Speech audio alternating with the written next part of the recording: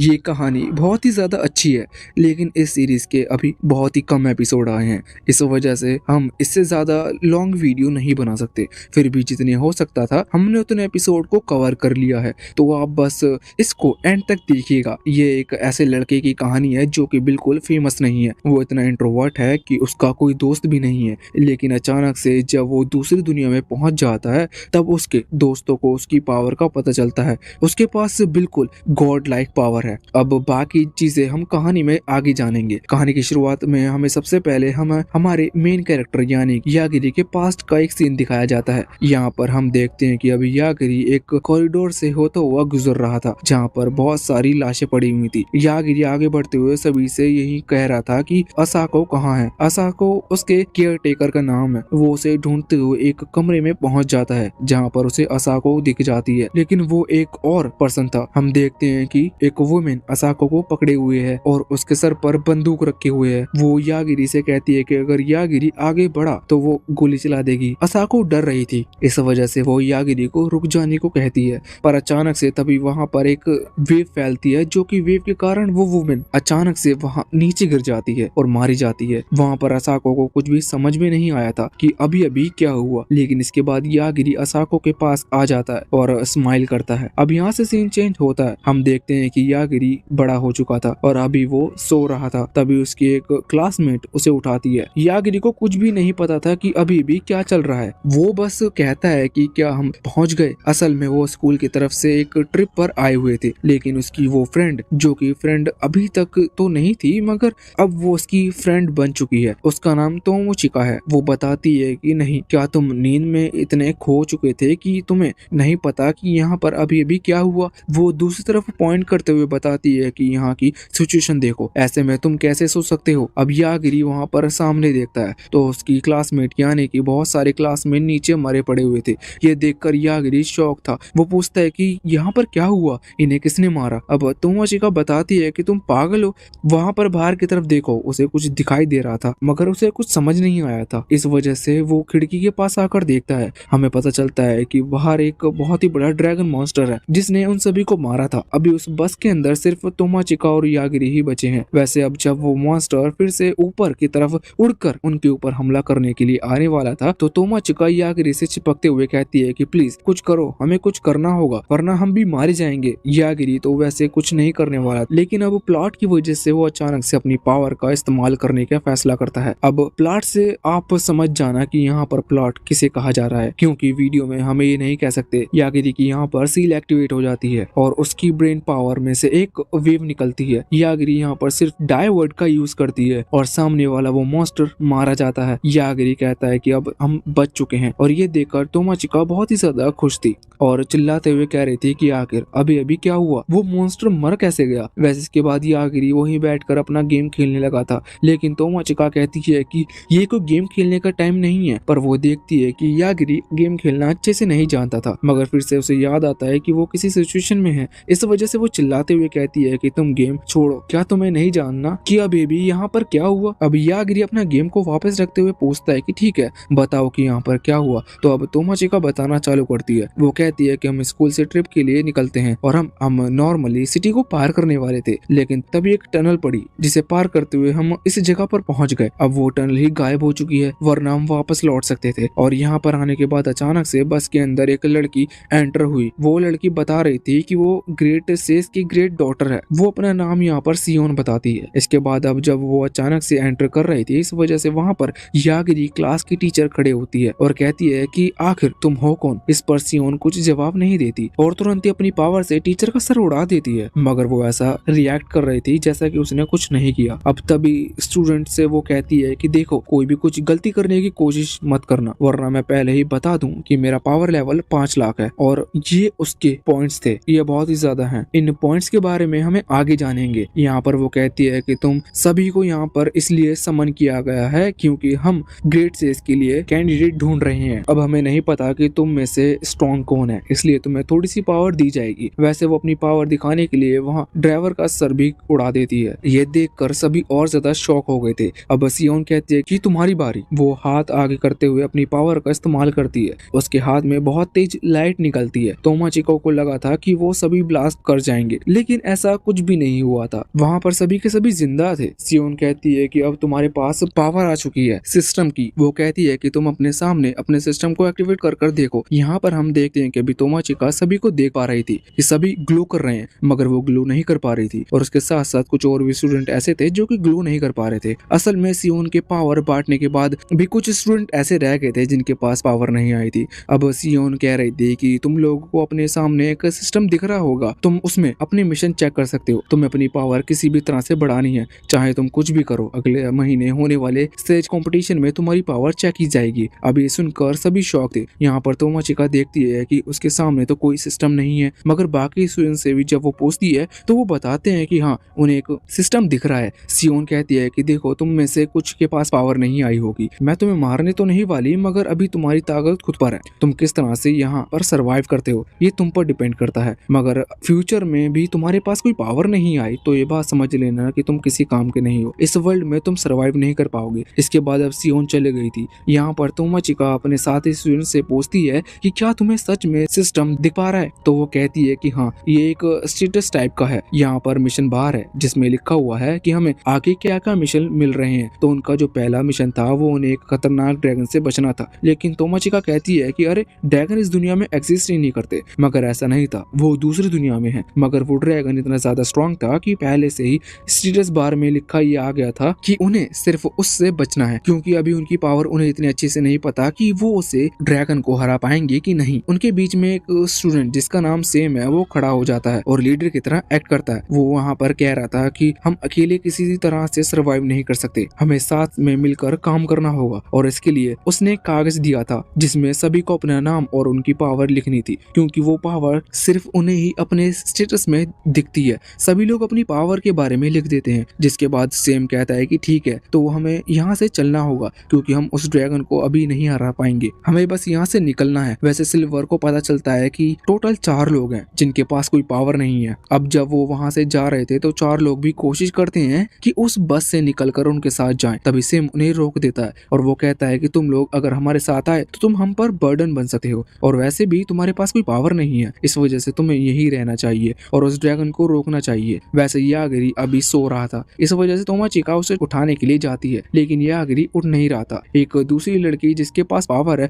वो कहती है कि तुम इसे उठा क्यों रही हो, तुम्हें तो चलना चाहिए। पर तोमाचिका कहती है कि नहीं, ये सो रहा है, उसे पता भी नहीं कि यहाँ पर क्या चल रहा है। और उसी समय वहाँ पर सेम आया था। एक लड़की वहाँ पर आती है जिसके पास पावर थी। वो कहती है कि हमें यहाँ से निकलना चाहिए। सेम कहता है कि बिल्कुल। वो पहले तो सीटों को सामने की तरफ से देखता है जिससे कि यहाँ बाकी 4 स्टूडेंट वहाँ से ना निकल सकें। और इसके बाद अब वो जो दूसरी लड़की थी जो अभी वहाँ पर आई थी, वो अपनी पावर का इस्तेमाल करती है। उसके पास चार्म इफेक्ट की पावर है। वैसे इस पावर की वजह से वहाँ पर उन 4 स्टूडेंट में से किसी को भी कुछ नहीं हुआ था। पर फिर सैम बताता है कि ये पावर अलग तरह से काम करती है। ये स्पेशली उन मॉन्स्टर के लिए बनाई गई है। ये पावर जिस पर भी यूज की जाएगी वो मॉन्स्टर उसे सेंस कर सकता है। इस वजह से इन्होंने इन 4 पर ये पावर यूज की। अब ये यहाँ से आराम से निकल जाएंगे और वो मॉन्स्टर इन्हीं को मारते रहेंगे जब तक ये मर नहीं जाते। अब वो लोग तो वहाँ से गेट लॉक करके चले गए थे। कुछ देर बाद वो फ्लाइंग ड्रैगन वहाँ पर आ जाता है और आने के बाद यहाँ बस के ऊपर हमला करना शुरू कर देता है। अब सीन अभी के टाइम पर आ गया था। हम देखते हैं कि अभी तोमाचिका और यागिरी ही जिंदा हैं, बाकी वो दोनों जो थे वो मारे गए थे।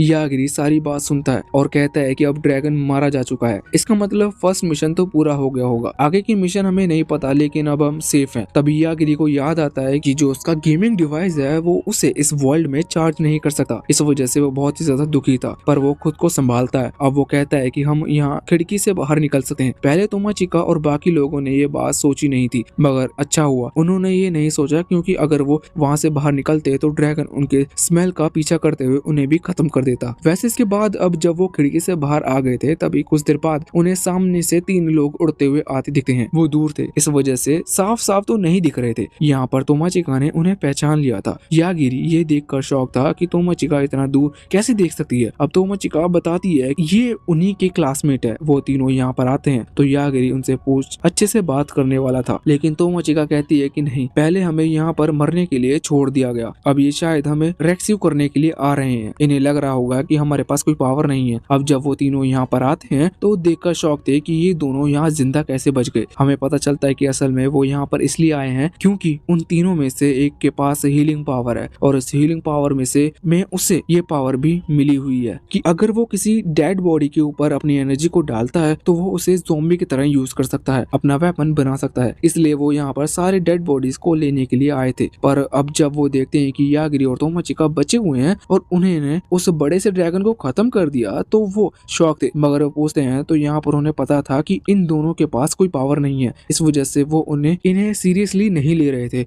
वो तीनों बस ये कहते हैं कि तोमाचिका उनकी टीम को ज्वाइन कर सकती है, वो यागिरी को ज्वाइन करने को नहीं कह रहे थे। यहाँ पर उनके बीच में जो लड़का खड़ा था वो उन तीनों की टीम का फाइटर था, मतलब उसके पास फाइटिंग पावर्स हैं। वो जैसे ही अपने फायर पावर का इस्तेमाल करता है तो वहां पर बहुत तेज धमाका होता है और एक माउंटेन ब्लास्ट कर जाता है। इस वजह से उसे फाइटिंग की पोजीशन दी गई थी और एक को हिलर की दूसरे की पावर अभी हमें नहीं बताई जाती। अब वो तोमाचिका को कह रहे थे कि तुम हमारी टीम को ज्वाइन कर लो, इससे तुम सरवाइव कर पाओगी। लेकिन तोमाचिका जानती थी कि वो ऐसा क्यों कह रहे हैं, क्योंकि असल में वो एक लड़की है, इस वजह से उसे अपनी टीम ज्वाइन करने को कह रहे हैं। पर वो यहाँ पर यागिरी को भी धोखा नहीं दे सकती थी। साथ ही साथ वो जानती थी कि ये लोग ऐसा क्यों कर रहे हैं। वैसे अब वो जो उनका फाइटिंग प्लेयर था, मतलब जो उनका लीडर था, वो आगे बढ़कर यहाँ तोमाचिका को अपनी तरफ अपनी टीम में लेना चाह रहा था। लेकिन इतने में ही यागिरी अपनी फिंगर को आगे करता है और उसे डाई कह देता है, जिस वजह से वो यहाँ पर मारा जाता है। ये देखकर अब बाकी वो दोनों बहुत ही ज्यादा शॉक थे। यागिरी कहता है कि तुम दोनों हिलना मत वरना तुम लोग भी मारे जाओगे। तभी वो जो दूसरा लड़का है जिसकी पावर का भी हमें नहीं पता, वो वहाँ पर झुककर अपने दोस्त को चेक करने की कोशिश करता है, लेकिन यागिरी उसे भी डाई कहकर मार देता है। अब वो आखिरी बचा हुआ था तीसरा हीलिंग पावर्स वाला लड़का। वो शौक था, वो कह रहा था कि ये तुमने यहाँ क्या किया, मगर वो अभी तक माना नहीं था कि ये दोनों मरे हैं। इसलिए वो उनको अपनी पावर से चेक करता है, साथ ही साथ हीलिंग पावर से उन्हें हील करने की कोशिश भी कर रहा था। पर वो देखता है कि उसकी पावर इन पर काम नहीं कर रही। उसे पता चलता है कि ये दोनों सच में मारे जा चुके हैं। वो यागिरी से पूछता है कि ये तुमने कैसे किया, तो यागिरी कहता है कि कुछ नहीं, बस मैंने इन्हें मरने को कहा था और ये मर गए। साथ ही साथ उसे ये भी पता चलता है कि यागिरी ने इसी की मदद से उस ड्रैगन को मारा था। यहाँ पर तोमाचिका तो बहुत ही ज्यादा शॉक थी ये देखकर। अब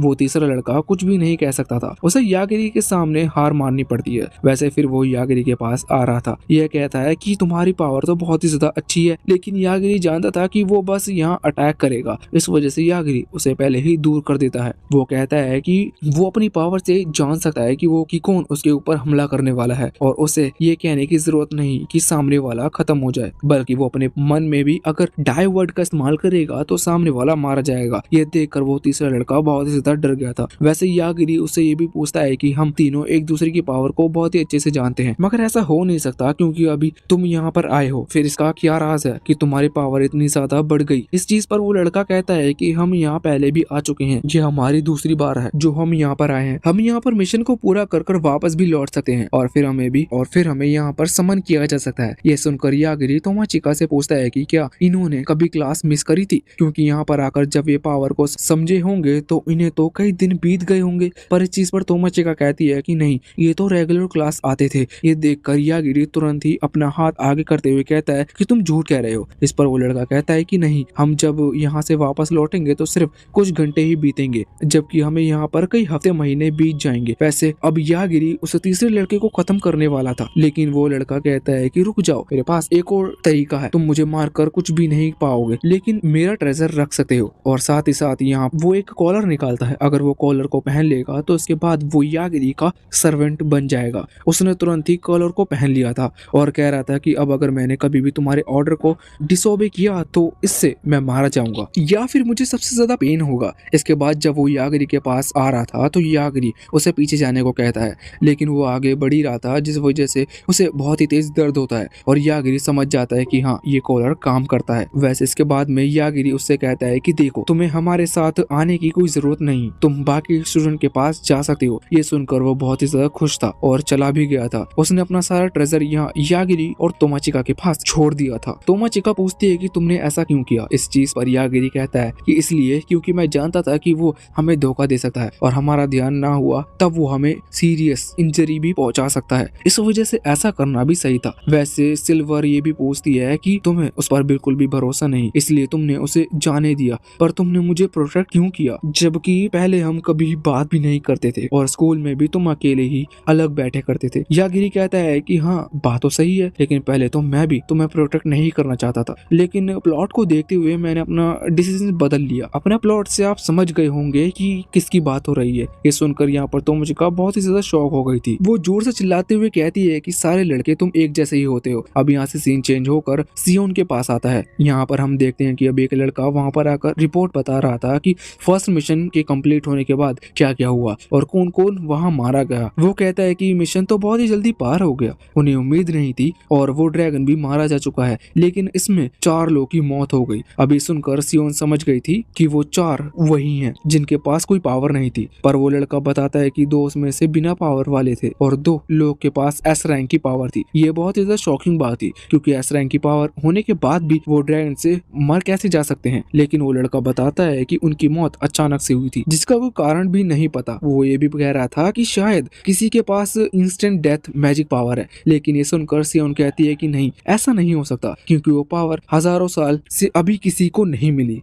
अब इसके बाद सीन चेंज होकर वापस से यागरी और तोमाचिका के पास आ जाता है। यहाँ पर हम देखते हैं कि अभी शाम हो चुकी थी और चलते चलते वो लोग वापस से एक सिटी में पहुंच चुके थे, लेकिन वहाँ के जो गार्ड्स थे वो उन्हें बाहर ही रोक देते हैं। वो कहते हैं कि तुम अंदर नहीं जा सकते। यहाँ पर यागरी और तोमाचिका को उनकी लैंग्वेज समझ में नहीं आ रही थी, पर वो गार्ड ये बात जानते थे कि इन्हें हमारी भाषा समझ में नहीं आएगी। वो कहकर जाते हैं कि रुको, हम हमारे लॉर्ड को बुलाकर लेकर आते हैं। इसके बाद अंदर से वो एक लड़के को लेकर आते हैं जो कि उनका सीनियर है, उसका नाम मासाहिरो है। यहाँ पर आकर वो इन दोनों से कहता है कि तुम शाम को यहाँ पर पहुंचे हो, कहीं तुम उस सेज कैंडिडेट वाले ग्रुप से बिछड़ तो नहीं गए। यहाँ पर उस लड़के की बात यागरी और तोमाचिका को समझ में नहीं आ रही थी। पहले तो वो इस बात से शॉक थे कि इसे जापानीज बोलना कैसे आती है, मगर बाद में वो बताते हैं कि हाँ, सच में वो उस ग्रुप से बिछड़ गए थे, लेकिन उन्हें पता था कि वो ग्रुप यहीं आ रहा है, इस वजह से वो यहाँ तक आ गए। अब मासाहिरो कहता है कि यहाँ उन टाउन में अंदर जाने के लिए तुम्हें पैसे देने होंगे, लेकिन अब तुम सेज कैंडिडेट हो इसलिए हम तुमसे पैसे नहीं ले सकते। इसके बाद अब वो उन्हें अंदर ले जाता है, लेकिन कहता है कि टाउन बहुत ही ज्यादा बड़ा है, तुम संभल कर रहना क्योंकि यहाँ पर तुम लोगों को खो भी जा सकते हो। और दूसरी तरफ अब वो ये भी कह रहा था कि यहाँ पर चोरों से बचकर रहना क्योंकि हम कोशिश करते हैं कि चोरी ना हो, लेकिन फिर भी चोर रात के टाइम मिल सकते हैं। वैसे बाद में वो तोमोचिका से कहता है कि देखो, अगर तुम्हें अंदर जाने से डर लग रहा हो तो तुम मेरे साथ चल सकती हो, लेकिन तोमोचिका उसके इंटेंशन समझ चुकी थी और तुरंत ही यागरी को लेकर वहाँ से भागती है। कुछ दूर आने के बाद यागरी पूछता है कि तुम वहाँ से भागी क्यों? तोमोचिका कह रही थी मुझे डर था कि अगर वो परेशान करता तो तुम उसे भी मार देते, जो कि एक बहुत बड़ी गलती हो सकती थी। लेकिन यागरी कहता है कि तुम्हें क्या लगा मैं उसे बिना कुछ सोचे समझे मार दूंगा। वैसे अब यहाँ पर सिटी के अंदर आने के बाद वो लोग देखते हैं कि यहाँ के लोग उनकी तरह ही है और साथ ही साथ कुछ केटियर्स वाले भी हैं। ये देखकर तो तोमोचिका बहुत ही ज्यादा खुश थी क्योंकि ये बिल्कुल फैंटेसी वर्ल्ड जैसा है। वैसे अब उन्हें नहीं पता था कि यहाँ से वो कहाँ जाए। तब एक लड़की वहाँ पर आती है और कहती है कि मैं तुम्हारी मदद कर सकती हूँ। ये कैटिया वाली लड़की, इसका नाम मयूरू है। और जब ये लोग मयूरू से पूछते हैं कि आखिर तुम हमारी मदद क्यों करना चाहती हो, तो वो बताती है कि वो हर सेज कैंडिडेट की मदद करती है क्योंकि पहली चीज तो ये कि सेज कैंडिडेट बहुत ही ज्यादा स्ट्रॉन्ग होते हैं, उनके पास मैजिक पावर होती है, इसका मतलब यहाँ इस वर्ल्ड में उनका फ्यूचर सेट है। और दूसरा कारण ये भी है कि वो दूसरे वर्ल्ड से हैं तो वो समझदार होते हैं और उन्हें पटाना थोड़ा आसान है। लेकिन इस चीज पर तोमोचिका कहती है कि मुझे तुमसे ये उम्मीद नहीं थी। वैसे अब जब वो मदद के लिए कह रही थी तो यहाँ पर यागिरी और तोमोचिका दोनों ही तैयार हो जाते हैं। वो कहते हैं कि ठीक है, हमें पहले कुछ खाने की चीज खरीदनी है, जिसके बाद वो उन्हें वहाँ ले जाती है और शॉपिंग कराती है। खाने के साथ साथ यहाँ पर उन्हें कुछ कपड़े पहनने के लिए भी मिलते हैं। अब इस चीज में उन्हें राहत हो चुकी थी, मगर अभी तक उन्हें रहने की कोई जगह नहीं मिली थी। तोमोचिका यागिरी से कह रही थी कि इस तरह की इस वर्ल्ड में पहन सकती हो, लेकिन रियल वर्ल्ड में पहनने के लिए मुझे बहुत ज्यादा सोचना पड़ता। लेकिन अभी अचानक से वो देखती है कि उन्हें कुछ चोर घेर लेते हैं। यहाँ पर यागिरी कहता है कि मुझे पहले से पता था कि ऐसा कुछ हो सकता है। तोमोचिका यागिरी से माफी मांगती है क्योंकि उसने 2-3 बार कहा था कि हमें मयूरू पर भरोसा कर लेना चाहिए। असल में मयूरू ने ही इन सभी चोरों को कहा था कि वो यहाँ पर उनका इंतजार करे, वो सेज कैंडिडेट को यहाँ पर लेकर आएगी। अब यागिरी और तोमोचिका दोनों ही सिचुएशन देखते हुए उन चोरों से पूछते हैं कि क्या तुम्हें पैसे चाहिए? इस चीज पर वो कहते हैं कि हाँ, पैसे तो हमें चाहिए, मगर हमारा मेन टारगेट सेज कैंडिडेट होते हैं। वो यहाँ पर बताते हैं कि सेज कैंडिडेट जब जब इस वर्ल्ड में आते हैं तो उन्हें पावर दी जाती है और उस पावर से वो लोग सिटी के अंदर तबाही फैलाते हैं और वो इतने स्ट्रांग होते हैं कि हम उनसे लड़ नहीं सकते, इसलिए उनसे लड़ने का कोई फायदा नहीं। पर जिन लोगों के पास पावर नहीं होती हम उन्हें मार कर बदला लेते हैं, इसलिए उन्हें अभी यागिरी और तोमोचिका को यहाँ पर रोक लिया था। अब तोमोचिका तो इस चीज से बहुत ही ज्यादा डर जाती है, लेकिन यागिरी तोमोचिका से कहता है कि देखो मुझे तुम्हारी परमिशन की जरूरत है। तुमने कहा था कि मैं सबको मार देता हूँ, अगर तुम मुझसे कहो तो मैं अपने आप को बचाने के लिए इन्हें मार सकता हूँ। अब इस चीज पर हाँ करने से पहले तोमोचिका वहाँ मयूरू को समझाती है। वो उससे कहती है कि देखो यागरी जितना कमजोर लगता है उतना कमजोर है नहीं, वो तुम लोगों को आराम से खत्म कर देगा, इसलिए सिचुएशन को समझो और हमें जाने दो। और मयूरू जानती थी यागरी में बिल्कुल ताकत नहीं है, वैसे भी उसे सेज कैंडिडेट की पावर नहीं मिली, इस वजह से वो कहती है कि मुझे झूठ मत कहो। पर अब यागरी अपनी पावर दिखाता है। उन लोगों को चारों तरफ से घेरा गया था, इस वजह से पीछे जितने भी चोर खड़े हुए थे यागरी उन्हें डायवर्ट का यूज करता है। वो सभी अचानक से नीचे गिरते हैं, इसलिए सामने जितने भी चोर थे और मयूरू ये सभी शॉक हो गए थे। वो कह रहे थे कि ये तुमने कैसे किया। इसके बाद यागरी सामने खड़े चोरों में भी एक लेपर्ड को मार देता है, वो भी अचानक से नीचे गिर जाता है। ये देखकर मयूरू शॉक हो जाती है और कहती है कि तुम क्या करने की कोशिश कर रहे हो, ये गिर क्यों रहे हैं। यागरी कहता है कि हमने तुमसे पहले ही वार्न किया था। वैसे यागरी ये सोच रहा था कि वो सिर्फ डायवर्ट का इस्तेमाल करते हुए किसी को भी खत्म कर सकता है, तो क्या असलियत में वो किसी पर्सन की बॉडी पार्ट्स को भी डैमेज कर सकता है। इसके लिए अब वो कुछ लोगों पर डायवर्ट का इस्तेमाल कर रहा था, लेकिन वो सिर्फ कुछ बॉडी पार्ट के लिए कह रहा था, जैसे एक उसके पैर पर कहा था। वैसे कुछ तो उसमें से मर जाते हैं, क्योंकि अभी यागरी परफेक्टली उस बॉडी पार्ट पर पॉइंट नहीं कर पा रहा था। लेकिन जब वो बाद में वो एक वहां पर खड़े हुए डॉग की आंखों को देखते हुए और पॉइंट करते हुए सिर्फ उन्हें डाई होने को कहता है, तो वहां पर डॉग की आंखें चली जाती हैं और वो अंधा हो जाता है। ये देख कर मयूरू और भी जो चोरों का लीडर था वो और ज्यादा शॉक हो गई थी और यहाँ पर वो अब यागरी से माफी मांगने लगते हैं। लेकिन वो जो चोरों का लीडर था उसके इरादे ठीक नहीं थे, इस वजह से यागरी उसकी तरफ देखते हुए फिंगर करते हुए उसे भी डायवर्ट का यूज करता है। लेकिन अभी वो मरा नहीं था और उसके बाद मयूरू और वो लीडर वहाँ से भागने लगते हैं। यागरी तोमोचिका से कहता है कि ये मरा क्यों नहीं। तोमोचिका कहती है कि मुझे नहीं लगता, शायद तुम्हारा मैजिक थोड़ा सा डिले हो गया, क्योंकि जैसे ही अब वो वहाँ से भाग रहा था तो अचानक से वो नीचे गिर जाता है। इसका मतलब यागरी की मैजिक पावर ने असर किया, लेकिन थोड़ा सा लेट किया, मगर इतने में ही मयूरू वहाँ पर भाग चुकी थी। पर यागरी का मैजिक उस पर भी काम करता है और अब जब वो वहाँ से निकलने वाले थे तभी वहाँ पर कुछ नाइट सोल्जर आ जाते हैं। वो कहते हैं कि कमाल है, ये अचानक से सभी के सभी नीचे कैसे गिरे पड़े, जबकि तुमने तो कुछ किया नहीं। अब उनके इतने कहते ही तोमोचिका और यागरी समझ जाते हैं कि ये लोग उन्हें छुप कर देख रहे थे, लेकिन इनकी मदद करने के लिए नहीं आए। इस वजह से तोमोचिका उन पर गुस्सा करते हुए चिल्लाती है। अब उन नाइट्स के जो लीडर्स थे वो कह रही थी कि हम बचाने के लिए आते हैं, लेकिन हमने सोचा क्यों ना तुम्हारा सामान चोरी हो जाने दे। इसके बाद ये लोग अपने हाइड आउट्स पर आ जाते हैं और हमें इन्हें रंगे हाथों पकड़ सकते थे और साथ ही बाकी चोरी का सामान भी पकड़ सकते थे। अब वैसे वो कैप्टन तो वहाँ से चली जाती है, लेकिन उसके साथ में जो उसका जूनियर था जिसका नाम जॉर्ज है, वो यहाँ पर यागरी और तोमोचिका से माफी मांगता है। वो कहता है कि हमारी कैप्टन ऐसी ही है, हमें माफ कर दो। इसके बाद जब यागरी उससे पूछता है कि हमें रात रुकनी है तो क्या कोई जगह है, तो वो बताता है कि हाँ आप लोग होटल में रुक सकते हो। वो उसकी लोकेशन भी बता देता है। अब यागरी और तोमोचिका जब वहाँ पर जाते हैं तो हम देखते हैं कि वो होटल छोटी मोटी नहीं बल्कि ये कासल की तरह थी। पहले तो तोमोचिका को लगा था कि सच में कोई कासल है, लेकिन अंदर आने के बाद उन्हें पता चलता है कि नहीं, एक बड़ी सी होटल है जिसमें बहुत ही सारे रूम है। यहाँ पर पैसे बचाने यागरी कहता है कि क्या हम एक ही रूम में रह सकते हैं, लेकिन तोमोचिका को लगता है कि इसका कुछ गलत मतलब है, इसलिए वो मना कर देती है। इसके बाद उन्होंने 2 रूम ले लिए थे। अब तोमोचिका अपने वाले रूम में आ जाती है। यहाँ पर आकर वो सोच रही थी कि आखिर यागरी ने उसे रूम शेयर करने को क्यों कहा, वो क्या चाहता है। लेकिन फिर उसे यागरी की कही हुई बात याद आती है कि वो उसके प्लॉट के पीछे था। अब इस चीज से वो बहुत ही ज्यादा गुस्सा हो रही, तभी अचानक से उसके सामने एक स्प्रिट आ जाती है। अब तोमोचिका उसे देखकर डर गई थी, मगर उसे वो स्प्रिट अपनी बड़ी सिस्टर की तरह दिख रही थी, क्योंकि उसकी शक्ल उस तरह की थी। मगर वो स्प्रिट बताती है कि वो उसकी बड़ी सिस्टर नहीं है,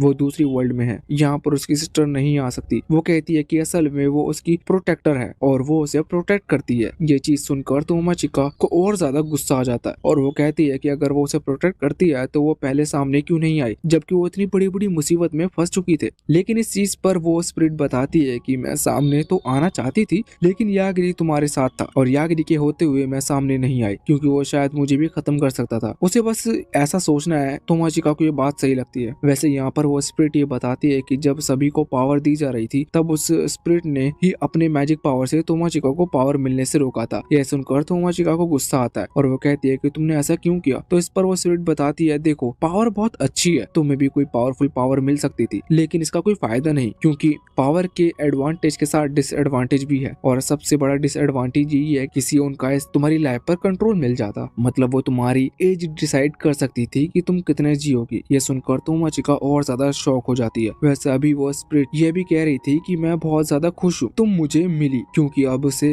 तोमाचिका उसकी सक्सेसर है और वो उसे अपनी सीखी हुई टेक्निक सिखा सकती है। अगले दिन हम देखते हैं कि जब तोमाचिका यागिरी के पास जा रही थी तो यागिरी देखता है कि तोमाचिका बड़ी थकी हुई सी लग रही है, मगर वो सोचता है कि शायद ऐसा कल के इंसिडेंट के बाद हुआ हो। वो कल बहुत ज्यादा परेशान हुई थी। वैसे अब तोमाचिका के यहाँ पर आने के बाद यागिरी उससे कहता है कि अब हम यहाँ पर और नहीं रुकने वाले, तो क्या हम बाकी सभी के पास चलें? यागिरी ने अभी वहाँ की जो रिसेप्शनिस्ट थी कैलिस्टीना उससे पूछ लिया था कि वो लोग कहाँ गए हैं। उसने उन्हें लोकेशन बता दी थी। वो लड़की इतनी अच्छी थी कि उसने इन्हें कई टूल्स भी दिए थे, जैसे कि एक लैंग्वेज ट्रांसलेटर टूल जिसकी मदद से वो बाकी लोगों की भाषा समझ पाएंगे और उनसे कम्युनिकेट कर पाएंगे। और इसके साथ साथ उसने और भी चीजें दी थी। सबसे जरूरी चीज यहाँ पर ये थी कि एक चार्जर जो कि यागिरी उस गेम डिवाइस को चार्ज कर सकता है, जिस वजह से यागिरी बहुत ज्यादा खुश था। वहाँ पर उसने कुछ टिकट भी दे दी थी जिससे कि वो यहाँ से निकल सकते हैं ट्रेन के थ्रू। यागिरी इस चीज पर खुश होते हुए अपने पास जितनी भी ट्रेजर था वो उसे दे देता है और कहता है कि तुम मना मत करना। अब अगले सीन में हम देखते हैं कि ये लोग वहाँ ट्रेन से निकल चुके थे। वैसे तोमाचिका ने यागिरी को अपने एंसेस्ट्रल के बारे में बता दिया था, लेकिन अभी जो एंसेस्ट्रल है वो उससे बहुत ही ज्यादा डर रही थी। तोमाचिका यागिरी से पूछती है कि क्या यागिरी उसकी एंसेस्ट्रल को देख सकता है। इस पर यागिरी कहता है कि वो तभी से उसे देख पा रहा है जब से तोमाचिका ने उसे उसके बारे में बताया है। उसके पहले उसने उसे नहीं देखा था। तब तोमाचिका इस तरफ यागिरी के पास आ गई थी। वो उसके गेम में देख रही थी, लेकिन तभी अचानक से यागिरी उसे धक्का देते हुए सीट पर नीचे को कर देता है और झुक जाता है। हम देखते हैं कि अचानक से एक ब्लास्ट वहाँ सीधा उनकी तरफ आ रहा था, जो कि बहुत ही ज्यादा ये जो भी था ट्रेन को ऊपर से डैमेज कर देता है। अगर यागिरी वहाँ पर झुकी नहीं होती तो शायद वो अटैक उन्हें ही लगता, लेकिन अब यहाँ से सीन चेंज होता है और दूसरी तरफ हम वहाँ सिटी के बीच में देखते हैं कि कल रात जोरों से लड़ाई के वक्त यागिरी ने उस डॉग की आंखों को ब्लाइंड किया था। वो डॉग अभी यहाँ कहीं सेज के पास आ गया था, जो कि मैजिक से उसकी आंखों को ठीक करने की कोशिश कर रहे थे। साथ ही यहाँ पर वो हीलिंग पावर का भी इस्तेमाल करते हैं, लेकिन किसी की पावर काम नहीं आती। तभी वहाँ पर एक सेज लैन आ जाती है। वो एक वैम्पायर गर्ल है। वो यहाँ पर पहले तो अपनी पावर का यूज कर रही थी, लेकिन उसका जब कोई फायदा नहीं होता तो वो उस डॉग की आंखें निकाल लेती है। वो कहती है कि मैं इस चीज पर रिसर्च करूंगी और अपनी पावर से उसे एक दूसरी आंखें दे दूंगी, मगर वो अभी भी देख नहीं पा रहा था। ये देखकर लैन शॉक थी। अब वो उसे बाइट करती है, जिसकी वजह से उस डॉग के पास वैम्पायर पावर्स भी आ जाती है और ज्यादा एनर्जी भी आ जाती है। उसका ब्लड चेंज होने लगता है। अब वो थोड़ा थोड़ा अलग भी लग रहा था और उसकी पावर भी बढ़ गई थी, लेकिन इसके बाद भी उसकी आंखें नहीं आई थी। अब तब अचानक से वहाँ वो जिस बिल्डिंग में थे वहाँ पर एक ब्लास्ट होता है। एक लड़का जिसका नाम एयरएल है वो वहाँ पर आता है और तुरंत लैन के ऊपर हमला कर देता है और ब्लास्ट के बाद वो पूरी बिल्डिंग ही उड़ चुकी थी, मगर लैन को वहाँ पर कुछ नहीं हुआ था। वो कहती है कि मैं एक सेज हूँ और इस वजह से तुम्हारा कोई भी अटैक मुझे डैमेज नहीं पहुंचा सकता, जबकि बाकी जो वहाँ पर थे वो दूसरी तरफ फिक चुके थे। इसके बाद लैन ये भी कहता है कि अगर सच में तुम मुझे मार देते हो तो मैं तुम्हें थैंक यू कहती, पर तुम ऐसा नहीं कर पाए। और इसके बाद वो एयरल को उठाते हुए वहाँ से नीचे फेंक देती है। अब यहाँ से फिर से सीन चेंज होता है और अब हम यागिरी और तोमाचिका के पास आ जाते हैं। यहाँ पर अभी वो लोग उस ट्रेन से बाहर आ गए थे देखने के लिए कि ये धमाका किस चीज का था। उन्हें पता चलता है कि सामने कोई लड़ रहा है। यागिरी को तो इतना दूर तक कुछ भी नहीं दिख रहा था, लेकिन तोमाचिका यहाँ पर उसे बताती है कि कोई सेज सामने किसी बड़े से रोबोट से फाइट कर रहा है। अब सेज तो उस वर्ल्ड को प्रोटेक्ट करते हैं, इस वजह से साफ पता चलता है कि वो रोबोट बुरा है।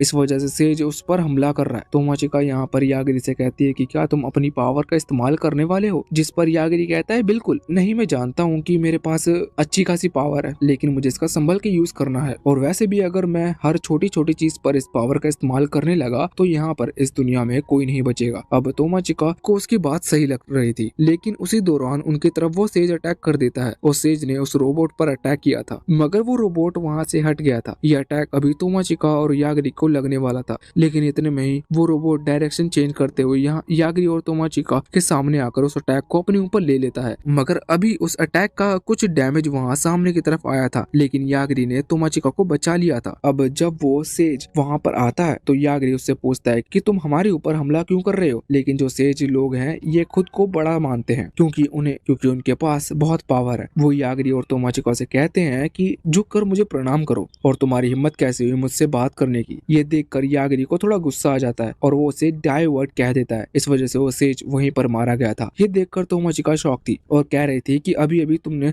कहा कि तुमने खुद के लिए कुछ रूल्स बनाए हैं और तुम अपनी पावर का देखकर इस्तेमाल करोगे, लेकिन इस पर यागिरी कहता है कि उसके पास एक परफेक्ट रीजन हो चुका था इसे मारने के लिए। अब तभी वो व्हाइट रोबोट वहाँ पर आता है और यागिरी के सामने झुकते हुए कहता है कि तुम्हारा बहुत बहुत शुक्रिया, और वो ये भी कह रहा था कि तुम्हें जो कुछ चाहिए तुम मुझसे मांग सकते हो। तोमोचिका कहती है कि शायद ये हमसे डर रहा है। अब यागिरी वैसे तो कुछ नहीं मांगना चाहता था, पर फिर भी उससे पूछता है कि क्या कोई तरीका है जिससे हम हमारे वर्ल्ड में जा सकें। उस रोबोट को ज्यादा कुछ नहीं पता था। वो कहता है कि देखो, मैं भी इस वर्ल्ड का नहीं हूँ, लेकिन मैं सिर्फ अपनी वर्ल्ड में जाने का रास्ता जानता हूँ। असल में वो ये भी बताता है कि उसकी जो वर्ल्ड है वो इस दुनिया से थोड़ा दूर है, और वहाँ पर पहुँचने के लिए उन्हें सही अमाउंट में एनर्जी और साथ ही साथ सही कोऑर्डिनेट, मतलब उस वर्ल्ड की दिशा चाहिए। यागिरी कहता है कि इसका मतलब हम हमारे वर्ल्ड को भी इसी तरह से ढूंढ सकते हैं। इस पर रोबोट कह रहा था कि अभी यागिरी को एनर्जी बढ़ाने की जरूरत, तभी वो यहाँ से वहाँ जा पाएगा। अभी यागिरी कह रहा था कि क्या हम तुम्हारे वर्ल्ड में भी चल सकते हैं, तो इस पर वो रोबोट कहता है कि हाँ, ये पॉसिबल तो है, लेकिन नहीं, क्योंकि वो यागिरी जितना खतरनाक इंसान को अपने वर्ल्ड में नहीं लेकर जाएगा। अब इसके बाद वो रोबोट कहता है कि अगर आपको और कुछ चाहिए तो आप मुझसे मांग सकते हो। पर यागिरी यहाँ पर कुछ भी कह सके इससे पहले ही वहाँ तोमोचिका की वो स्पिरिट गार्जियन आ जाती है। अब यहाँ से सीन चेंज होकर वहाँ सियोन और लैन के पास आता है। वहाँ पर आकर एक व्यक्ति बताता है कि यागिरी नाम के एक लड़के ने सेज को खत्म कर दिया है और पक्का उसके पास इंस्टेंट डेथ मैजिक पावर है। ये सुनकर वो शॉक थे, और लैन तो यहाँ पर इस पावर के बारे में सुनकर बहुत ज्यादा इंटरेस्टेड लग रही थी। उसे यागिरी से मिलना था। सियोन कहती है कि काश हमारे पास ऐसी पावर होती जिससे कि हम इंस्टेंट डेथ से भी बच सकते। यहाँ पर वो सभी सेज से बात कर रही थी। अब वो लैन से कहती है कि तुम्हें जल्द से जल्द उसी सिटी की तरफ निकलना होगा जहाँ पर यागिरी जा रहा है, और उन्हें ढूंढना होगा। लैन हाँ कर देती है। अब सीन चेंज होता है। हम देखते हैं कि यागिरी और तोमोचिका भी जंगल में रुके हुए थे क्योंकि रात हो गई थी। रात को आगे नहीं बढ़ना चाहते, वो खाना खाने की तैयारी करते हैं। तभी यहाँ पर तोमोचिका की एंस्ट्रल स्पिरिट आती है और उसे एक तलवार देती है। इसके बाद अब उन्होंने फिर से चलना चालू कर दिया था। कुछ ही देर बाद अब वो सिटी के सामने पहुंच चुके थे, मगर अब सुबह भी हो चुकी थी। अभी योगिरी बहुत ज्यादा थक गया था। तोमोचिका पूछते है कि तुम चलने की वजह से थक चुके हो और अपने मैजिक का ज्यादा यूज करने की वजह से। इस पर योगिरी कहता है कि मुझे नहीं पता, मगर चिंता करने की बात नहीं है, क्योंकि उसे सिर्फ डाई वर्ड का इस्तेमाल करना है और वो किसी को भी खत्म कर सकता है। तभी वो पीछे देखते हैं जहाँ पर बहुत सारे लुटेरे नीचे पड़े हुए थे। असल में वो रास्ते में इन्हें लूटने वाले थे, लेकिन योगिरी ने उन्हें भी खत्म कर दिया। यहाँ पर तोमोचिका कह रही थी कि तुम्हें अपनी पावर के बारे में थोड़ी नॉलेज गेन करनी चाहिए, क्योंकि हमें नहीं पता कि तुम इसका कितना यूज कर सकते हो। लेकिन योगिरी कहता है कि मुझे लगता है कि मैं जितना चाहूँ इस पावर का इस्तेमाल कर सकता हूँ। अब जब भी मैं इसका इस्तेमाल करता हूँ तो मुझे थोड़ी कमजोरी महसूस होती है। इसके बाद अब वो वहाँ सिटी के अंदर आ गए थे। यहाँ पर तोमोचिका के वो एंस्क्रिटल स्पिरिट नोटिस करती है कि आसपास में कई सारे बैरियर्स क्रिएट किए गए हैं जो कि मैजिक पावर से क्रिएट किए गए हैं। वैसे इसके बाद अब वो उसी बिल्डिंग के पास आ जाते हैं जहाँ पर आने को उनसे कहा गया था। इस बिल्डिंग के अंदर आने के बाद यहाँ पर वो अपनी ही क्लास के एक स्टूडेंट से मिलते हैं। वो उससे पूछते हैं कि वो बाकी ग्रुप के साथ क्यों नहीं है, जिस पर वो लड़का ताचिबाना बताता है कि असल में वो अपने दोस्त से अलग हो गया क्योंकि वो बहुत ज्यादा कमजोर है। ताचिबाना को लगता है कि उसकी पावर बहुत ज्यादा अच्छी है। यहाँ पर अभी जब वो तोमोचिका से बात कर रहा था तब उसके हाथ में एक खड़ी हुई लकड़ी उस पर गुस्सा करने लगती है। उसे बिल्कुल पसंद नहीं अगर ताचिबाना किसी और लड़की से बात करे, लेकिन ताचिबाना उसे समझाता है कि तोमोचिका उसकी क्लासमेट है। वैसे योगिरी तो पहचानता ही नहीं था कि आखिर ये ताचिबाना है कौन। वो ताचिबाना से पूछता है कि अगर योगी असल में क्लास में ज्यादा ध्यान नहीं देता है इस वजह से उसे नहीं पता। तोमोचिका बताती है कि ये लड़का गर्ल्स में बहुत ज्यादा फेमस है और थोड़ा एटीट्यूड वाला है। योगिरी कहता है कि अच्छा, मुझे लगता है कि इसे अपनी पावर का बहुत ज्यादा भरोसा है, इसी वजह से इसने अपनी टीम को छोड़ दिया और यहाँ अकेला है। तभी वहाँ पर और गर्ल्स आ जाती हैं। हमें पता चलता है कि यहाँ पर टोटल 5 गर्ल्स हैं जो कि उसकी मेड का काम कर रही हैं। ये देखकर तोमोचिका बहुत ज्यादा शॉक हो गई थी। अब ताचिबाना कहता है कि देख लिया मैं कितना फेमस हूँ। वैसे यहाँ पर योगिरी तोमोचिका से पूछ रहा था कि क्या ये लड़का उन्हीं में से एक है जिन्होंने तुम्हें इसलिए छोड़ दिया क्योंकि तुम्हारे पास मैजिक पावर नहीं थी। वैसे तभी ताचिबाना कहता है कि उसे तो ये भी नहीं पता कि तोमोचिका के पास आखिर कौन सी मैजिक पावर है, वो पहले ही आगे चला गया था, इस वजह से वो इन सब के बारे में नहीं जान पाया कि 4 लोग को मैजिक पावर नहीं मिली। वैसे अभी वो तोमोचिका को ऑफर करता है कि उसकी टीम में ज्वाइन करने के लिए। वैसे यहाँ पर योगिरी कोई भी खतरा नहीं महसूस कर रहा था। वो समझ गया था कि ताचिबाना उनके ऊपर हमला नहीं करेगा, तो इसलिए योगिरी भी यहाँ पर कुछ नहीं करता। अब तोमोचिका पूछती है कि आखिर तुम्हारे पास इतना सारा कॉन्फिडेंस आता कहाँ से है, तो इस पर ताचिबाना कहता है कि वो है इतना हैंडसम। वैसे इसके बाद वो बताना चालू करता है कि उसे ये मेड सर्वेंट कहाँ से मिली, क्योंकि असल में ये उसकी क्लासमेट नहीं है। हम जानने को मिलता है कि इन्होंने जब पहला मिशन पार किया था तो ये सिटी की तरफ आए थे। तभी एक पार्टी रखी गई थी। जब इन्होंने पार्टी ज्वाइन की तो सभी पार्टी को सेलिब्रेट कर रहे थे, लेकिन ताचिबाना अकेला बैठा हुआ था। तभी वहाँ पर एक लड़का आया जिसने ग्लासेस पहन रखे थे। उसने ताचिबाना से कहा कि ये सभी लोग पार्टी कर रहे हैं, ये बिल्कुल टाइम पास का काम है, क्योंकि अगर हम इस वर्ल्ड में सेज नहीं बन पाए तो इसका मतलब हम वेस्ट हैं, हमारी कोई वैल्यू नहीं करेगा। इस पर ताचिबाना कहता है कि सभी सेज थोड़ी ना बन सकते हैं, सेज कोई एक या दो बनेंगे। लेकिन उस ग्लासेस वाले लड़के का मानना है कि सभी के अंदर काबिलियत है सेज बनने की। वो यहाँ पर थोड़ी इंफॉर्मेशन बताता है कि वो कहता है हम यहाँ पर किसी भी सर्वेंट को खरीद सकते हैं, बस हमारे पास उतने पैसे या फिर यहाँ की करेंसी होनी चाहिए। अब वो डिटेल में बताना चालू करता है। असल में ताचिबाना की एबिलिटी ही कुछ ऐसी है, जैसे ही अगर उसने किसी सर्वेंट को खरीदा और वो सर्वेंट ने किसी को हराया तो जो हारा है वो ताचिबाना का सर्वेंट बन जाएगा। वो यहाँ पर ये भी बता रहा था कि अभी मैं तुमसे बात कर रहा हूँ, लेकिन दूसरी तरफ मेरे सर्वेंट बढ़ते जा रहे हैं। वो एक और बार तोमाचिका से आने को कहता है, लेकिन तोमाचिका मना कर देती है। ताचिबाना कहता है कि जल्दबाजी में डिसीजन मत लो, अगर तुम अभी डिसाइड नहीं कर पा रही हो तो तुम बाद में सोचकर बता सकती हो। और इसके बाद वो अपने सर्वेंट के साथ वहाँ से चला जाता है। उसके जाने के बाद यहाँ पर योगिरी तोमाचिका से पूछता है कि तुम उसके साथ क्यों नहीं गई, वैसे भी उसके साथ तुम ज्यादा सेफ हो सकती हो क्योंकि उसके पास बहुत सारे सर्वेंट है। लेकिन इस पर तोमाचिका को कोई जवाब नहीं देती। बाद में हम देखते हैं कि वो अपने कमरे में आ गए थे। यहाँ पर योगिरी तो आते ही सो गया था क्योंकि वो बहुत ही थका लग रहा था। अब उसे सोते हुए बहुत टाइम हो जाता है। दूसरी तरफ तोमाचिका और उसकी वो एंस्ट्रियल स्पिरिट बाहर खिड़की से देख रहे थे। तोमाचिका कह रही थी कि उसे अब और यहाँ नहीं रहना है, वो बोर हो रही है। वैसे भी अब उसे यहाँ 3 दिन हो चुके हैं। असल में 3 दिन से योगिरी लगातार सो ही रहा है। तोमाचिका कहती है कि तुम जाकर उसे देखो, लेकिन इस पर उसकी एंस्ट्रियल स्पिरिट कहती है कि नहीं, मुझे उससे डर लगता है। मैं वहाँ पर गई और उसने मुझे मार दिया तो फिर मैं क्या करूंगी। तोमाचिका बात मान लेती है, लेकिन तभी वो खिड़की से देखती है कि सिटी के बीच से काला धुआं निकल रहा है। असल में इसका कारण ये है कि एक लड़का वहाँ पर डिस्ट्रक्शन फैला रहा है। वो अपने ट्रक्स लेकर आया है और चीजों को डिस्ट्रॉय कर रहा है और उसे लिन ने भेजा है योगिरी को ढूंढने के लिए। असल में उसके पास पावर है कि अगर वो किसी भी सिटीजन को खत्म करेगा तो वो लोग ज़ॉम्बी बन जाएंगे और उसकी आर्मी में ज्वाइन हो जाएंगे। यहाँ पर तोमाचिका और एंस्ट्रियल स्पिरिट को महसूस होता है कि उनके ऊपर कोई खतरा आने वाला है। इसलिए अब तोमाचिका ने तो फैसला कर लिया था कि वो बिल्कुल भी बाहर नहीं जाएगी।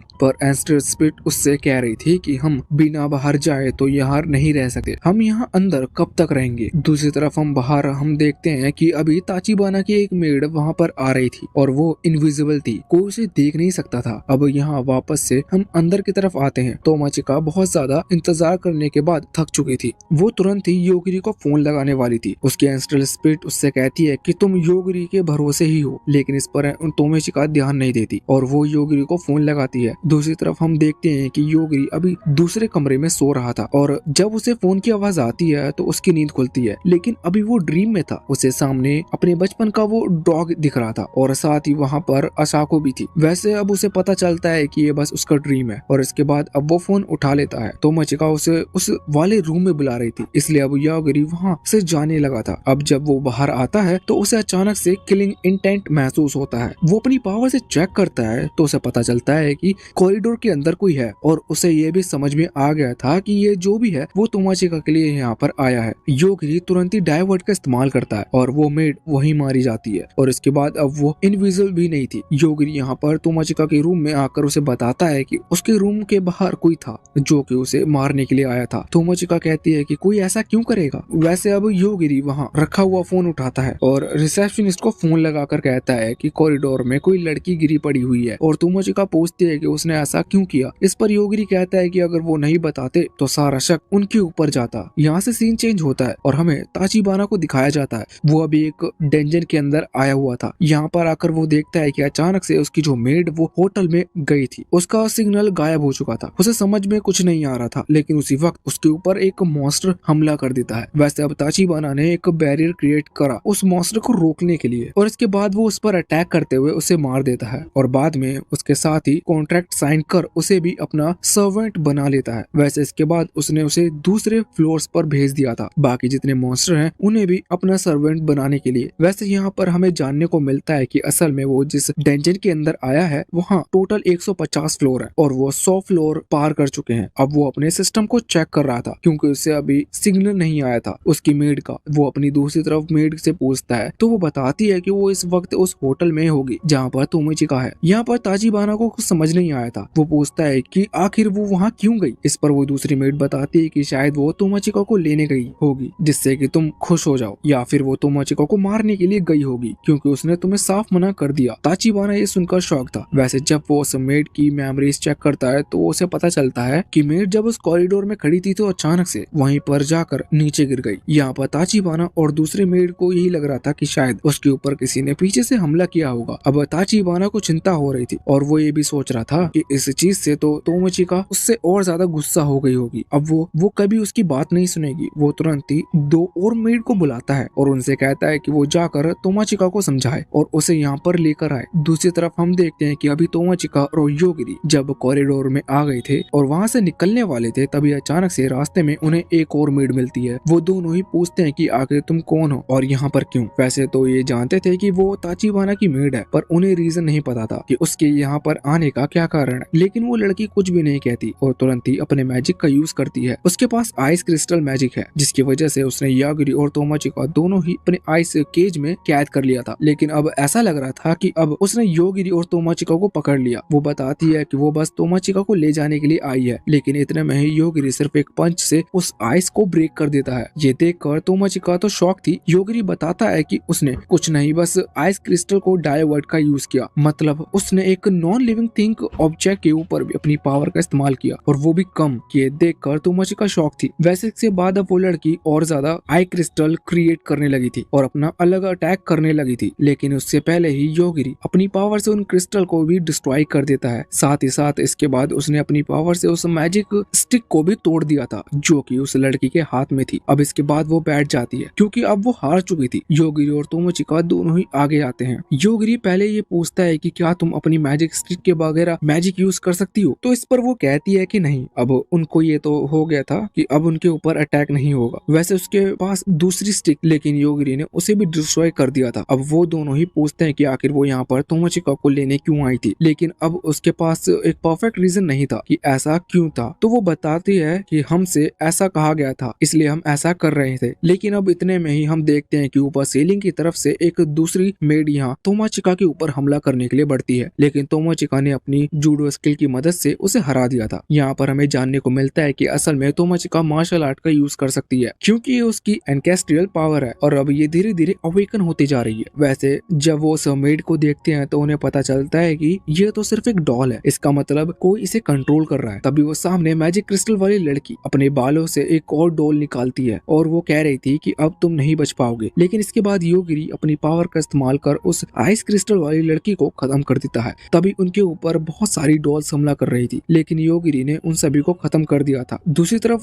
सीढ़ियों के नीचे जो लड़की इन डॉल्स को कंट्रोल कर रही थी वो बैठी हुई थी। वो ये देखकर शॉक थी, उसकी सभी डॉल्स अचानक से काम करना क्यों बंद कर दे रही हैं। तभी वहाँ पर योगिरी और तोमोचिका आते हैं और वो लड़की उनसे माफी मांगने लगती है कि उसे खत्म ना करे। यहाँ पर तोमोचिका को तो महसूस हो रहा था कि वही इस कहानी के मेन विलन्स है। वैसे वो उसे मारते नहीं, बस वो उसे इंफॉर्मेशन ले लेते हैं। दूसरी तरफ ये बात वहाँ पर ताचिबाना को पता चलती है और उसे ये भी जानने को मिला था कि योगिरी के पास कोई पावर है जिससे वो किसी को भी नाम लेते ही मार देता है। अभी उन्हें इस पावर के बारे में ज्यादा नॉलेज नहीं है, पर फिर भी वो कह रहे थे कि अब हमें थोड़ा ध्यान से काम करना होगा। वैसे उन्हें अभी भी तोमोचिका को किसी भी हालत में अपने पास बुलाना था। इस वजह से यहाँ पर ताचिबाना कहता है कि हमें उसे ऐसी सिचुएशन में फंसाना होगा जहाँ पर योगिरी अपने पावर का इस्तेमाल ना कर सके। यहाँ योगिरी और तोमोचिका जब नीचे फ्लोर पर आ रहे थे तभी रास्ते में सीढ़ियों के ऊपर उन्हें बहुत सारे कॉकरोच मिलते हैं। ये बहुत सारे थे और हवा में उड़ रहे थे। अब तोमोचिका को तो उनसे डर लगता है, इस वजह से वो कहती है कि क्या तुम इन्हें भी खत्म कर सकते हो। इस पर योगिरी कहता है हाँ, लेकिन वो बताता है कि अगर उसने इनको मार दिया तो ये सारे ऊपर से नीचे गिरेंगे, इसका मतलब वो तोमोचिका के ऊपर भी गिरेंगे। तोमोचिका भी डर जाती है और तुरंत ही ऐसा करने से मना कर देती है। इसके बाद यहाँ से सीन चेंज होता है। दूसरी तरफ हम देखते हैं कि अभी ताचिबाना और उसकी मेड बात कर रहे थे। असल में उसकी मेड की पावर है वो इन कॉकरोच को कंट्रोल कर सकती है। यहाँ पर अभी वो लोग कोई अलग कदम नहीं उठा रहे थे क्योंकि वो जानते थे कि अभी उन्हें कुछ नहीं करना चाहिए। पर फिर ताचिबाना फैसला करता है कि वो योगिरी पर हमला कर सकता है इन कॉकरोच के थ्रू। तो वो सभी कॉकरोच को ऑर्डर करता है कि वो लोग योगिरी के ऊपर हमला करें। अब वो लोग सभी कॉकरोच को पूरी तरह से तैयार करता है। ये चीज देखकर तोमोचिका डर गई थी। योगिरी कहता है कि अब हमारे पास और कोई रास्ता नहीं है, हमें हमें ताचिबाना को खत्म करना होगा। इसके बाद वो जैसे ही ऐसा सोचते हैं तो वहाँ इस तरफ डेंजन के अंदर ताचिबाना मारा जाता है।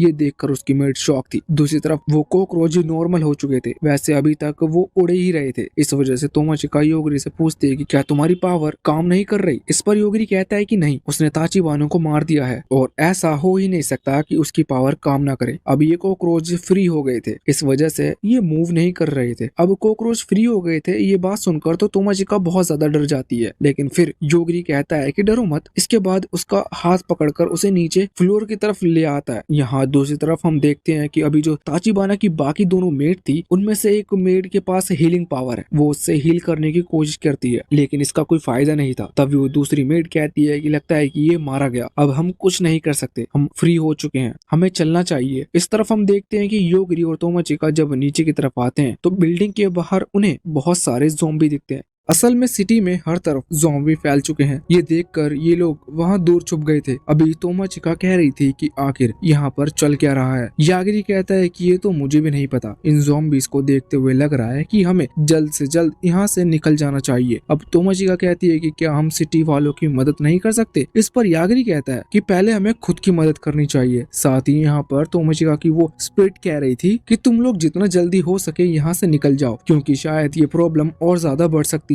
दूसरी तरफ वहाँ सिटी के मेयर अभी इस वक्त मासायुकी से कंप्लेंट कर रहे थे कि आखिर उसने ऐसा क्यों किया। असल में मासायुकी वही लड़का है जिसने पिछले पार्ट के दौरान सिटी के कुछ लोगों को ज़ॉम्बी में बदल दिया। अभी वो बता रहा था कि उसे ऐसा करने का ऑर्डर आया था द वैम्पायर सेज लेन की तरफ से। अब ज़ॉम्बी थोड़े खतरनाक हो सकते हैं, लेकिन मासायुकी कहता है कि चिंता मत करो, वो हमारे कंट्रोल में है, वो किसी को चोट नहीं पहुंचाएंगे जब तक कि मैं उन्हें ऑर्डर ना करूं। इसके बाद वो मेयर से उस कमरे की चाबी मांगता है जहां पर सिटी से कांटेक्ट करने की, यानी कि सिटी के लोग से कांटेक्ट करने की मशीन रखी हुई है। अब मेयर पूछता है कि आखिर वो तुम्हें क्यों चाहिए। वैसे मेयर को वो चाबी जबरदस्ती देनी पड़ी थी, पर मासायुकी यहाँ पर रीजन नहीं बताता। वो कहता है कि तुम ये जानकर करोगे भी क्या। इसके बाद अब वो उस रूम में जाकर वहाँ लगे हुए कम्युनिकेशन डिवाइस के थ्रू सिटी में जो लोग ज़ॉम्बी बने हुए हैं उनके साथ कांटेक्ट करता है। वो सभी बिल्डिंग जो कि एडवर्टाइजमेंट के लिए यूज की जाती है उनके थ्रू यागरी और तोमाचिका की फोटो सभी को दिखाता है। वो सभी से कहता है कि जो लोग नहीं बने हैं, अभी ज़ॉम्बी नहीं बने हैं, अगर वो ज़ॉम्बी नहीं बनना चाहते तो उन्हें जल्द से जल्द इन दोनों पर्सन को एक जगह जिसको सेंट्रल प्लाजा कहते हैं वहाँ पर लेकर आना होगा। वो 1 घंटे का टाइम देता है और इस 1 घंटे के लिए उसने उन सभी ज़ॉम्बी को एक जगह पर खड़ा होने का ऑर्डर दे दिया था, जिससे कि बाकी लोग को कोई तकलीफ ना हो। और अगर यागरी और तोमाचिका किसी को भी दिखे तो वहाँ उन्हें पकड़कर सेंट्रल प्लाजा पर लेकर आए। अब सारे सिटीजन समझ चुके थे कि उनके पास सिर्फ 2 ऑप्शन है। पहला ऑप्शन ये तो क्या तो वो यागरी और तोमाचिका को ढूंढ कर लेकर आए या फिर ज़ॉम्बी बन जाएं। सबको पहला ही ऑप्शन मंजूर था। वो इसलिए यागरी और तोमाचिका को ढूंढने के लिए पूरी सिटी में घूमने लगे थे। दूसरी तरफ जब ये बात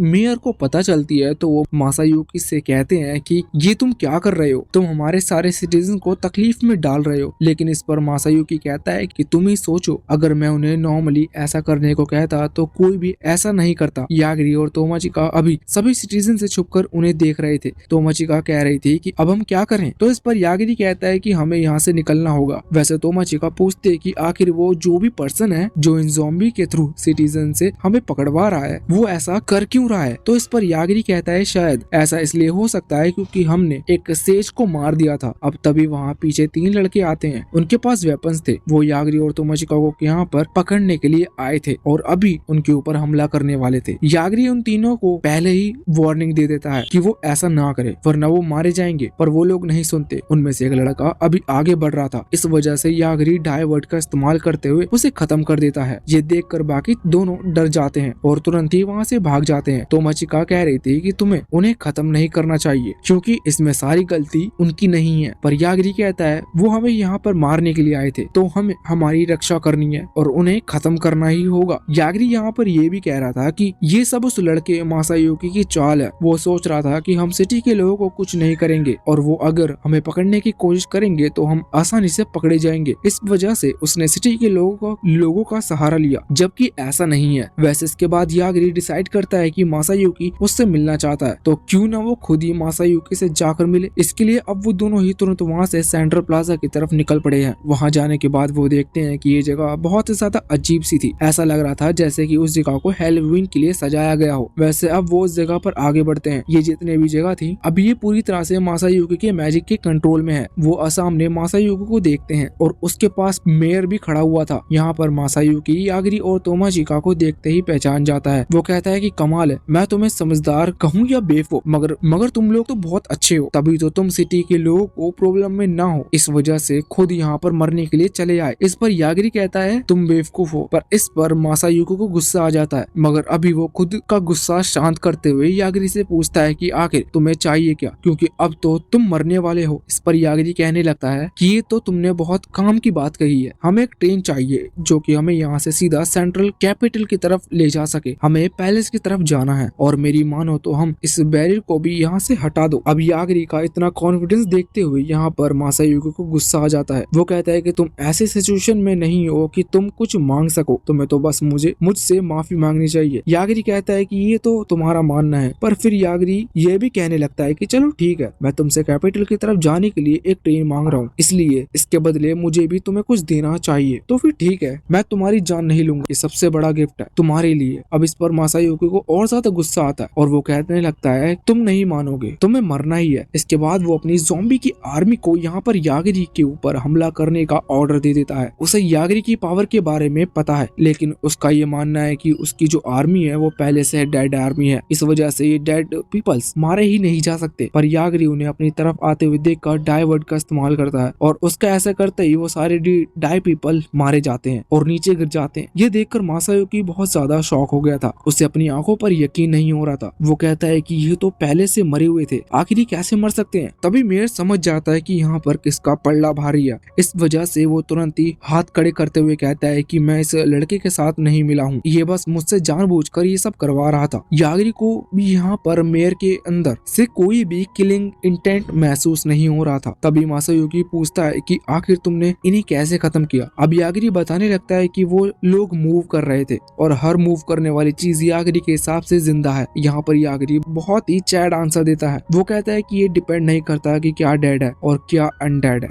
बल्कि यागिरी की पावर काम ही इस तरह से करती है कि जिसे वो डेड मान रहा है वो डेड है और जिसे वो अनडेड मान रहा है वो अनडेड है। अभी कुछ टाइम पहले ही यागिरी ने उस मेड की बर्फ को डेड कहने को कहा था और वो डेड हो गई थी। सेम उसी तरह से यागिरी किसी भी अनडेड के साथ डेड चीज को भी फिर से डेड कर सकता है। अब इस पर मासायुकी को गुस्सा आ रहा था और उसे ज्यादा कुछ समझ नहीं आ रहा था, इस वजह से वो गुस्से में अपना ट्रांसफॉर्मेशन एक्टिवेट कर लेता है। उसकी बॉडी धीरे धीरे बदलने लगी थी और शायद वो किसी मॉन्स्टर में बदलने की कोशिश कर रहा था। इससे पहले ही यागिरी डायवर्ट का इस्तेमाल करते हुए उसे वहीं पर खत्म कर देता है। ये देखकर तोमाचिका कहती है कि तुम्हें पहले से ट्रांसफॉर्म होने देना चाहिए था। वैसे अब मासायुकी मारा जा चुका है, इस वजह से इन्हें उसका इंटेंशन पता नहीं था कि आखिर वो इन्हें पकड़ना क्यों चाहता था। और वैसे भी वो ज़ॉम्बी से तो ये चीज पूछ नहीं सकते। अब वो मेयर की तरफ आते हैं। मेयर वैसे तो डरा हुआ था, पर मेयर इन्हें बताना चालू करता है। वो कहता है कि ये मासायुकी सिर्फ सेज की बात मान रहा था और यहाँ पर वो सेज का नाम लैन बताता है। ये सुनकर तोमाचिका कहती है लैन सेज तो सियोन है ना। इस पर मेयर कहने लगता है कि हाँ वो भी एक सेज है, लेकिन सिटी लैन के कंट्रोल में आती है। ये सुनकर सियोन और ज्यादा शॉक हो जाती है, क्योंकि वो सोच रही थी कि अब जब वो इस वर्ल्ड में आए थे तब सियोन उन्हें मिली थी और उसे लगा था कि वही सिर्फ सेज है और उसे लग रहा था कि शायद सेज इस वर्ल्ड के गॉड होते हैं। मगर अब उसे पता चल रहा था कि और भी कई सारे सेज इस बारे में। अब वो उस मेयर से पूछते हैं कि तो मेयर कहता है कि उन्हें सेज के बारे में ज्यादा कुछ नहीं पता। अब तभी अचानक से यागिरी को बहुत ही खतरनाक किलिंग इंटेंट महसूस होता है। ये किलिंग इंटेंट इतना ज्यादा पावरफुल था कि अभी तक जितने भी पार्ट आए हैं उनमें यागिरी को भी कभी ऐसा महसूस नहीं हुआ था। इसका कारण यह है कि सिटी के जितने भी लोग हैं वो सभी बहुत ही गुस्से में हैं। यहाँ पर यागिरी को खत्म करने के लिए आ रहे हैं और धीरे धीरे वो यागिरी के पास आ रहे हैं। इस वजह से किलिंग इंटेंट बढ़ता जा रहा है। अभी वो सभी खुद के कंट्रोल में नहीं है। ये चीज जब मेयर को पता चलती है तो वो सोचता है कि शायद मासायुकी मरते मरते अपने किसी स्पिरिचुअल फोर्स का यूज करके गया है इन सभी को ऑर्डर देने के लिए। पर जब वो अपनी सिटी की चाबी उठाता है और उसमें जो लगी बटन को क्लिक करता है तो वो काम नहीं करती। ये बटन असल में एक बैरियर की है, जो बैरियर उन्हें किसी भी स्पिरिचुअल फॉर्मेशन या फिर स्पिरिचुअल एनर्जी से प्रोटेक्ट करता है। पर जब वो काम नहीं कर रहा था तो इसका मतलब वो बैरियर क्रिएट नहीं हो सकता। मेयर कहने लगता है कि ये पावर इस लड़के मासायुकी की नहीं है, ये जरूर किसी पावरफुल पावर का काम है। हमें पता चलता है कि असल में लैन थी जो कि वहाँ से बहुत ही ज्यादा दूर इस सिटी के लोगों को कंट्रोल कर रही थी। उसके पास में अभी ताचिबाना की मेड बैठी हुई थी। उस मेड ने यहाँ पर लैन की सारी बात अच्छे से बता दी थी। लैन यागरी की बात समझ गई थी, इससे अभी वो सिटी से बहुत दूर है। और दूसरी चीज ये कि यागरी को नहीं पता कि ये कर कौन रहा है और आखिर उसकी लोकेशन क्या है। वैसे अगर यागरी को ये बात पता भी चल जाए कि ये काम लैन का है तो अभी जितने डिस्टेंस से और करेक्ट डिस्टेंस पता ना होने की वजह से शायद वो इस पावर का यूज ना कर पाए। अभी यहाँ पर लैन अपनी पावर से एक मॉन्स्टर क्रिएचर को वहाँ सिटी की तरफ भेज रही थी। वैसे वो मेड लैन को वार्न करती है कि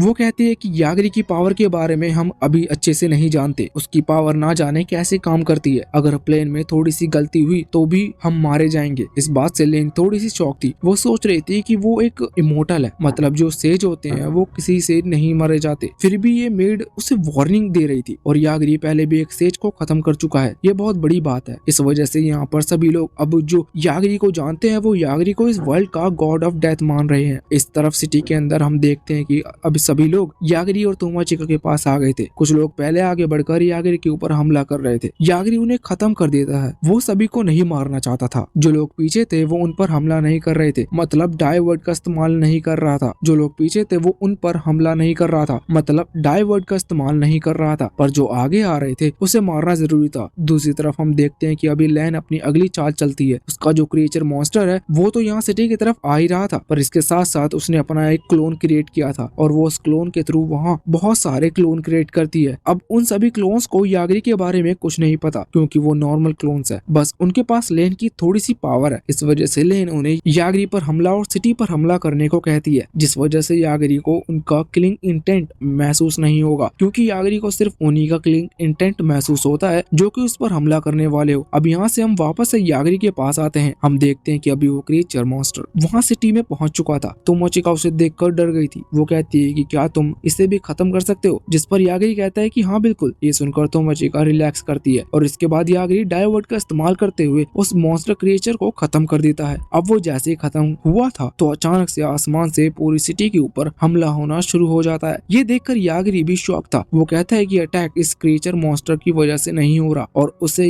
ये पहले महसूस भी नहीं हुआ। इसका मतलब इस अटैक में कोई भी किलिंग इंटेंट नहीं है। सिंपल बात यह है कि अटैक सिटी में हर तरफ गिर रहा था, वो जहाँ पर भी गिरेगा वहाँ पर एक ब्लास्ट होगा और असल में यह अटैक था कुछ नहीं बल्कि लैन के क्लोन थे जो कि आसमान से गिर रहे थे। अभी क्लोन इनकी तरफ भी गिर रहा था। ये देखते हुए यागरी तुरंत ही जमकर तोमाचिका को बचा लेता है। तोमाचिका उसे थैंक यू कहती है, पर तोमाचिका यहाँ पर पिलो एंजॉय कर रहा था, पर अब उसे खड़ा होना पड़ता है। यहाँ पर हम देखते हैं कि अभी वो क्लोन ऊपर से गिरना रुक नहीं रहे थे, एक के बाद एक क्लोन गिरते जा रहा था। ये देखते हुए मेयर यागरी से कहता है कि तुम्हारे पास तो इंस्टेंट डेथ एबिलिटी है, क्या तुम इन क्लोन्स को खत्म नहीं कर सकते? यागरी कहता है कि मैं बिल्कुल कर सकता हूँ, लेकिन ये क्लोन्स बहुत तेजी से गिर रहे हैं और यागरी किसी भी तेज आते हुए ऑब्जेक्ट को तभी खत्म कर सकता है जब उसके अंदर से यागरी खत्म करने के लिए कोई किलिंग इंटेंट निकल रहा हो। अभी बहुत बड़ी प्रॉब्लम हो गई थी, उन्हें जल्द से जल्द कोई सोल्यूशन ढूंढना था। तभी मेयर वहाँ पर सिटी के होलोग्राम को सामने करता है। वो होलोग्राम देखकर पता लगाते हैं कि ये जहाँ जहाँ क्लोन से गिर रहे हैं वो एक ही बार वहाँ गिरते हैं। इसका मतलब कोई भी क्लोन सेम जगह पर दो बार नहीं गिर सकता और ये बिल्कुल पैटर्न की तरह गिर रहे थे। इस वजह से इन लोगों को एक आइडिया आता है। अब उन्हें नेक्स्ट जो क्लोन गिरने वाला था उस जगह पर पहुंचना था। अब वो एक ग्राउंड एरिया है लेकिन वो थोड़ा दूर है। तभी तोमाचिका की स्पिरिट बताती है कि वो उन लोगों को टेलीपोर्ट कर सकती है। ये बहुत बढ़िया बात थी। वहाँ पर टेलीपोर्ट होने के बाद मेयर कहता है कि वो भी मदद करने के लिए चलेगा, जिसके बाद वो चारों ही वहाँ से टेलीपोर्ट होते हुए सीधा उस ग्राउंड की तरफ आते हैं। अब यहाँ मेयर थोड़ा दूर खड़ा हो गया था और यागरी और तोमाचिका वहाँ से हाथ पकड़कर आगे बढ़ रहे थे। वो उसी जगह पर आते हैं जहाँ पर अभी क्लोन गिरने वाला था। वो स्पिरिट भी वहाँ पर आ गई थी। यागरी तुरंत उस क्लोन के ऊपर डाइवर्ट का इस्तेमाल करता है। यहाँ स्पिरिट ने अभी एक बैरियर बना लिया था। डाइवर्ट की वजह से वो क्लोन डिस्ट्रॉय हो गया था। साथ ही साथ इस बैरियर की वजह से जो ब्लास्ट हुआ था, इस ब्लास्ट से ये लोग वहाँ बच गए थे। पर इसके बाद हम देखते हैं कि तोमाचिका के हाथ में कोई चीज आ गई थी। ये चीज क्या है इसके बारे में मैं ज्यादा डिटेल में नहीं बताया जाता, मगर शायद ये पिछली वाली तलवार की तरह है। उस स्पिरिट ने तोमाचिका को दी है, पर इसके बारे में शायद हम आगे जानेंगे। अब स्पिरिट कह रही थी कि इस तरह से एक एक क्लोन को डिस्ट्रॉय करने से हमें कुछ नहीं मिलेगा, लेकिन यागरी कहता है कि नहीं, अब सब कुछ सॉल्व हो चुका है। हम देखते हैं कि वहाँ सिटी में जितने भी क्लोन गिर रहे थे एक एक करके वो नॉर्मल हो जाते हैं, मतलब वो नीचे गिर रहे थे मगर ब्लास्ट नहीं करते। असल में जब वो क्लोन यागरी के ऊपर गिरता तो उसने उसके किलिंग इंटेंट को अपने ऊपर महसूस किया, क्योंकि वो क्लोन वही गिरने वाला था, चाहे यागरी वहाँ हो या ना हो। इस वजह से उस क्लोन का किलिंग इंटेंट उसी एरिया के लिए था। यागरी जब वहाँ पहुँचता है तो वो किलिंग इंटेंट यागरी के लिए बदल गया। इस वजह से यागरी ने उसके सोर्स का पता लगा लिया और डायरेक्ट सोर्स को ही किल कर दिया। अब सोर्स को किल करने की वजह से इस तरफ हम देखते हैं कि जब लैन ये बात जानती थी कि उसके सभी क्लोन डिस्ट्रॉय हो गए हैं तो वो शॉक थी। तभी मेड कहती है कि हमने यागरी की पावर को कम समझा, ये बहुत बड़ी गलती थी। पर लैन कहती है कि नहीं, ये कोई गलती नहीं है, वो फिर से इस तरह के क्लोन क्रिएट कर सकती है और फिर से हमला करना शुरू कर सकती है